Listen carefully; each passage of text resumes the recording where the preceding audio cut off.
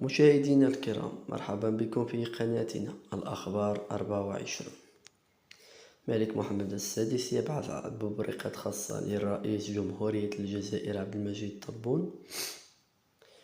بحث الملك محمد السادس ببرقة الجزائر عبد المجيد الديمقراطية الشعبية عبد المجيد تبون داعية له في إشفاء عاجل.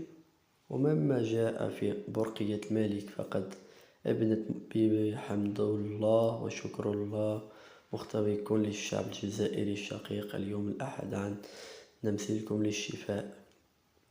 وأوضاف ملك: إنني إذا أعرب لكم عن العميق ارتياحي لتحسن صحتكم أدعو الله علي القادر أن يعجل بشفائكم باستعداداتكم لكمال عافيتكم بأن يرزقكم موفر الصحة ويتمعن بالطول العمر.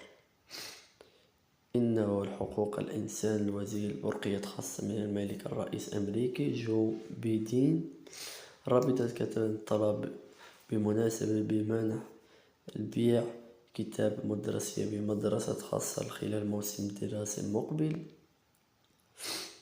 سوسماس طاطا يتهم حكومة بصم أذان تجاه قضايا محلية للمواطنين بإقليم طاطا.